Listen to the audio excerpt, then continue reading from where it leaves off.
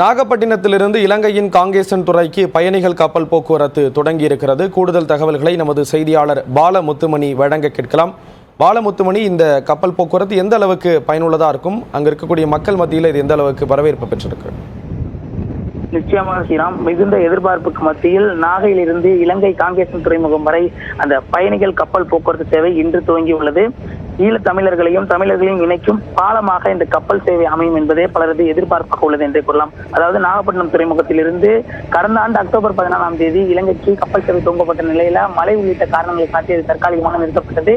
இந்நிலையில் இந்த ஆண்டு மீண்டும் கப்பல் சேவையானது இன்று துவங்கப்பட்டுள்ளது. மிகுந்த எதிர்பார்ப்பு மத்தியில் இந்த கப்பல் சேவையானது தற்பொழுது சரியாக 12:15 மணிக்கு, அதாவது சற்று முன் துவங்கி இலங்கை காங்கேசன் துறைமுகம் நோக்கி சென்றுள்ளது. இந்த கப்பல் சேவையை நாகை துறைமுகத்திலிருந்து காலை 10 மணி அளவில் புதுச்சேரி மாநில உள்துறை அமைச்சர் நமச்சிவாயம், நாகை எம்பி செல்வராஜ், மாவட்ட ஆட்சியர் ஆகாஷ் ஆகியோர் கொடியேற்றி துவங்கி வைத்த நிலையில பயணிகள் மிகுந்த சோதனைக்கு உட்படுத்தப்பட்டு தற்பொழுது இலங்கை நோக்கி புறப்பட்டுள்ளார்கள். இலங்கை தமிழர்கள் 5 பேர் உட்பட மொத்தம் 44 பேர் தற்பொழுது இந்த கப்பலில் பயணம் மேற்கொண்டுள்ளார்கள். டிக்கெட் கட்டணத்தை பொறுத்தவரை 5000 ரூபாய் என நிர்ணயிக்கப்பட்டு இந்த பயணம் மேற்கொள்ளப்பட்டு வருகிறது. மேற்கொண்டு இன்று புறப்பட்டுள்ள இந்த கப்பல் சேவையை வரவேற்பதற்காக பலரும் துறைமுகம் கூவி மலர் தூவியும் கைத்தட்டி ஆரவாரத்தோடு தற்பொழுது பயணிகளை வழியனுப்பி வைத்துள்ளார்கள். ஸ்ரீராம்,